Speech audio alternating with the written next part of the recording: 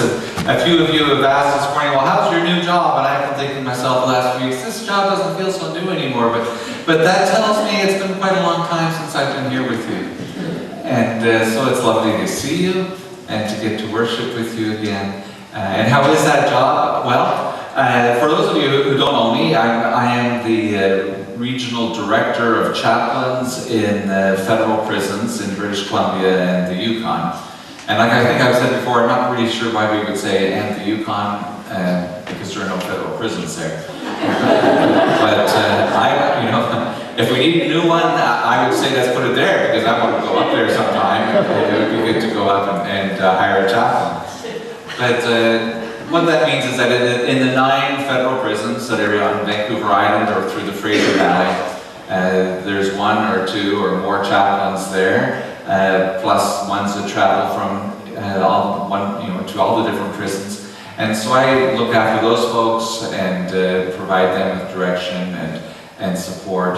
And I enjoy doing that. I enjoy getting to have, in that way, a contribution to make to prisons, to all the prisons, and not just to one, to chaplaincy needs and the spiritual and religious needs of inmates in all the prisons, and not just one prison. But I'll tell you what I miss is I miss the actual being inside, and I miss the connection with a group of people.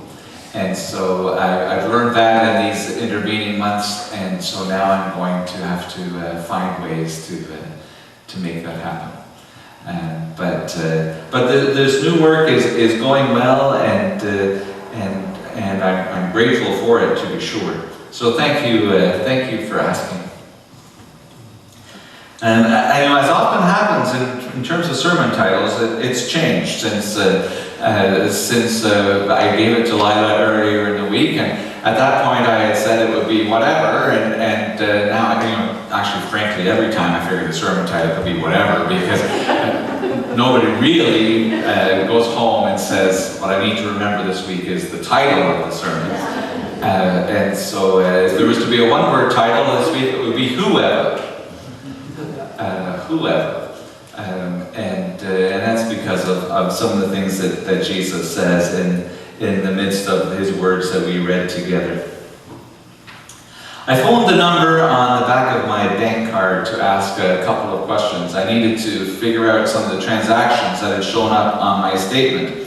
And so, I was on the phone, and one for English, and then my 16-digit PIN number, or my bank card number, and then my 3-digit telebanking number, and then after that 4, because I wanted to talk about recent transactions, and then after that 0 to speak with someone. Why people are always zeros, I don't know. But computers are very important. But so anyway, I waited then, and somebody came on the phone, and I told her what I wanted to find out, and she said, sure, certainly, I can help you with that today. And I thought, that's really good, because that's why I called. And she said, just give me your 16-digit card number. So 16-digit card number again, and then, sir, would you mind please giving me your 3-digit PIN? And so I did my 3-digit telebanking PIN, and then there's a code word associated with your account, sir, and so I told her the code word, and she said, great, I just needed to verify that you are really you. Okay. Next, another day I wanted to add a feature on my cell phone. And so I called in, one for English. Here is my 10-digit telephone number that I'm calling about. Here is the 4-digit PIN, which is not the same as the 3-digit PIN for the other one. Here is my secret password, my mother's maiden name, the name of my grade 4 teacher, and the balance on my last bill. And that convinced them that I really was who I said I was, and they added the feature. Right? I wanted to look at my calendar in my phone, and so I picked up my cell phone, and you can almost tell it. I want to look at my calendar, but not quite, because it's not talking to you yet, because it's not convinced that you deserve to know what's inside that phone, because you may not really be you. Somebody else might have picked up your phone. And so I when my phone demanded that I prove my identity, I did. "Show me your fingerprint," the phone said. So I said, "Okay," and I gently, not too firmly, but gently touched my finger to the little pad on the front of the phone, and it said, "Nope." and so I cleaned up my finger, nope. And so I used my other thumb, and it said, "Okay." But if it hadn't said okay, then that would have been the third time done, and then it would have wanted to know my 6-digit password to get into my phone. And by then I would have been late, but there we are. You know, these are just a few examples of ways, probably not completely unknown to you, a few examples of ways that we're asked in the normal passing of time, the normal run of events to prove our identity. Right? How many passwords do people need to have these days? Well, I have a password-protected password keeper, right? Which has its own password, because it won't let me use a password on the outside that has passwords the same as the ones on the inside, because it wants to know that I am really me. Right? We have to keep on proving our identity. And there are times, I suspect, when you, like me, feel like time is rushing by and I need to get this information now, and all I want to do is add calling to the United States to my phone. "Can't you please just do this because I need to make a phone call?" And yet, I remind myself, and the person at the other end sometimes kindly reminds me, that all these protections or precautions are really to protect me. They're not for their advantage. It's to their advantage to add the feature, because then they can charge me more. It's to my advantage that they really know who I am, that I am me, because I don't want someone else to call up and add features to my bill, right? And me have to pay for something that I haven't asked for. And so I take the time and I go through the process. Identity is an active concern. And it's an active concern for us, not just because we sometimes want to prove that we are who we say we are, but we also don't want somebody else to steal our identity and then pretend to be us. Right? So we are careful with our mail, and we are careful with our information, and we're careful with messages that come in on our answering machines, and all kinds of things, to not give away information about ourselves unless we know it's a valid place to. Well, lest we think that this is a new concern to the 21st century, let's recognize that the passages we read this morning from Luke and Jeremiah are also all about identity. Demonstrating identity, and recognizing identity, and to some degree proving identity. 3 times Jesus talks about who could be his disciple. In just those 4 short verses that we read, that we hear that 3 different times. That he is talking about that he says to his disciples, he says in one way or another, whoever comes to me in this way or in that way cannot be my disciple. But to be my disciple, you need to be like this. And there are a series of these 3 illustrations of what it means to have the identity of being Jesus' disciples. Whoever comes to me and does not hate father and mother, wife and children, brothers and sisters, yes, and even life itself, cannot be my disciple. Whoever does not carry the cross and follow me cannot be my disciple. And none of you can become my disciple if you do not give up all your possessions. Let's say, first of all, that when we think of saying, well, I hate such and such, right? Beyond the fact that sometimes we say, well, I hate white bread, right? Or I hate rice. Well, that's not the kind of hate we are talking about, but there are true forms of hatred. I don't think that Jesus is telling us that you actually have to hate your father or your mother, because he also says to us that we should keep the law and honor our father and mother, therefore right? And so, he's not telling us this is black and this is white. He's telling us something else. And so we need to not just dismiss this automatically as crazy talk. And we need to acknowledge that in all three of these instances, we might prefer a gentler and less demanding Jesus, right? Not someone who's going to say to us, I'm here to redefine relationships. I'm here to invite you to pick up a cross and follow me. I am here to invite you to consider your possessions in a different way. Wouldn't it be nice if the Jesus that said, here's how you can be my disciple, just wait and I'll give you everything. That might be an easier person to follow, but that's not what Jesus says to us. He says to us to be my disciple, to be my follower. Here's what's going on. And even in the situation of being a disciple, what that involved meant that you were literally following after the person whose disciple you were. And so you would go with them. And as you went, you would listen and you would learn. And as time went by and you became more developed and more learned or familiar with their teachings, you would join into the teaching and you would share it more and more. And you would belong to the school of, the followers of, you would belong to that one. And your identity became a matter of belonging to that one. Who are you? Well, I'm one of hers, or I'm one of his. And so Jesus is talking about what does it mean to really truly be following me. Identity arose very much in your family, in who you were physically related to. And in fact, most men's last names, as much as they had any, would be considered in relationship to their father. And we have it still in things like Johnson, right? That we still have people whose names from way back in their family history are related to the fact that somebody was son of John. And so then John's son. There's a realtor in Langley whose name I've seen on signs, and it's Ben Benson. And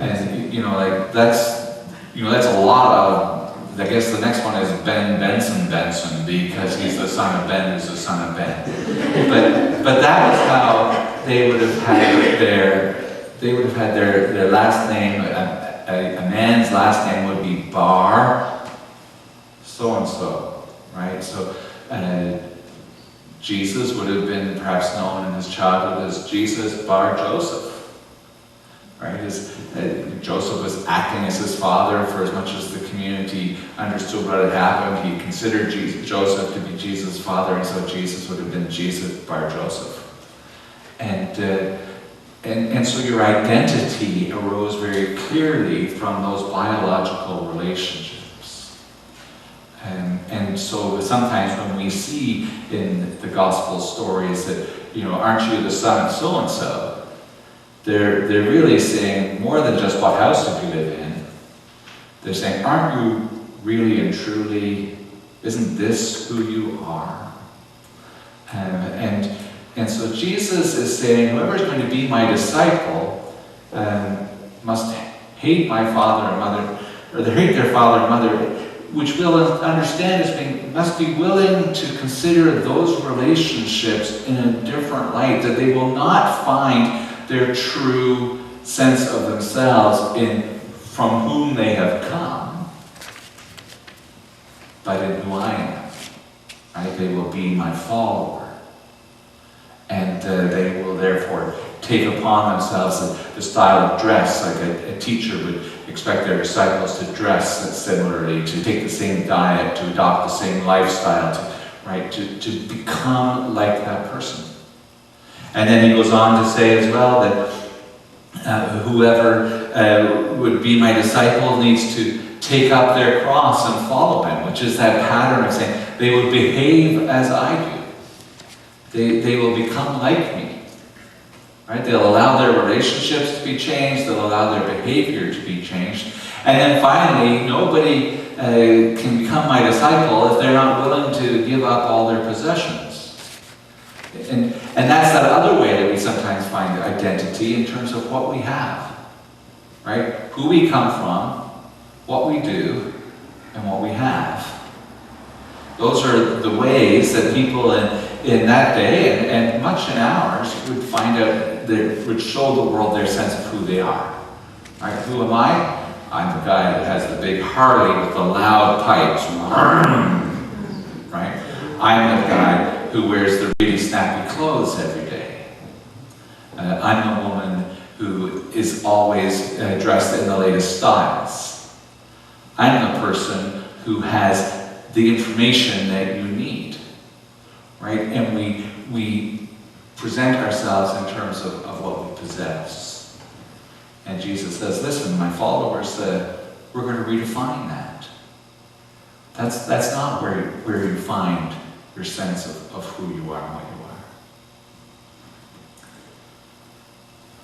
If we switch to Jeremiah, we see many of the same kinds of identity questions. God says to Jeremiah, listen, why don't you go down to the craft show? Okay, because at the craft show today, there's a pottery demonstration. And so you go on down there and you can see what's happening. And so Jeremiah went down to the craft show, or to the studio tour, and he went and saw on this map, the potter was at stop number 7, so he went to that address, and he went out back where the potter shop was, and there's the potter working on his wheel, right, or working on her wheel. And Jeremiah watched something begin to take shape, and then things didn't work out quite so much, and it says that the potter began to make another vessel. And the very few times that I have tried pottery, and you'll notice I am not a potter. I'm not earning my living as a potter. The times I have tried pottery, it always does look like another vessel. Right? If I'm trying to make a bowl, it looks more like a teapot, and if I'm trying to make a plate, then it looks like a lump, and it's not working.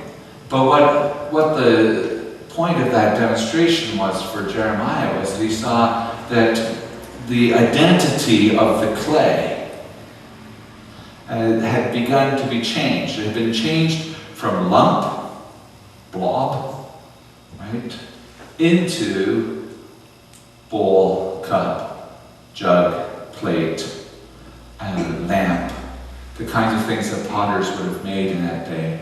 And if the person was trying to make a lamp, and so it was needed to have made the bowl and the little spot for the wick, and it wasn't quite working out, Jeremiah saw that the potter wasn't satisfied with the identity of the clay, and so remade it into lump to make it a lamp again, and then worked again to make a lamp out of it. That the potter wasn't satisfied with making a lamp which really more had the shape of a cup, because it wasn't going to work. And so the potter reshaped it. But it's not a violent kind of reshaping. I sometimes remember the plasticine or Play-Doh toys that my kids had. And especially the ones that kids always love, where you make the lump, you put it in there, and then you take the lever and you go wham on the lever, and it squirts out in the shape of a star or something like that. And it's violent, and it's forceful, and it's controlling. And a potter works gently and slowly and coaxes the lampness out of the lump until it's there. And if it's not coming readily, then the potter begins again until the clay gladly and readily and willingly becomes a lamp. And that, Jeremiah realized, as God spoke to him, was how God likes to shape the identity of his people. That God likes to take lumps like me and people like you and begin to make us into something. And make us into the person he's truly seen us as, so that we become the one that we were meant to be and intended to be. And God lovingly and nurturingly coaxes us into that shape And sometimes if we aren't ready to, if we don't take that on, we go back a few steps and we start again, and God draws that out. So Jeremiah points to us of the ways in which people change identity under the hand of God. But not under the hand of God, because that's not how the potter works. For that, God might have said, Jeremiah, go down to the brickmaker's shop. Right? And we're going to see how they make bricks. But instead, he sent him to the potter's shop to see how the potter works. And Jesus says, listen, in being with me, your identity is being changed. So that for you and me, as we follow after this one in whom we find life and hope and meaning, we become more like him. And there are times that we maybe don't readily take that next step of obedience or of following that's held out to us. And at that time, God shapes us again, takes us down to bring us back up, and searches out that beautiful person that he's seen that we will be. And so I want to invite you to reflect on your days. Those days when you perhaps are having to demonstrate your identity might be the best times of all. To say to the, I am the owner of this cell phone, and so I will be able to get inside it. But I am also owned by God. And God is able to open me up and know me. And I am the person who owns his credit card or uses his credit card, because the bank would remind us that they actually own it. But I am the person who uses this credit card, and so I will be able to demonstrate to you that I am who I am. And while we're punching in our 16-digit number, we can be remembering as well that God is the one who gives our life form and shape. It's worth our taking time to reflect on our lives, to see that gentle hand of God that shapes us in the everyday periods of time. Sometimes when we look for where are the signs that God is at work, we look for those big moments. We look for the crisis times.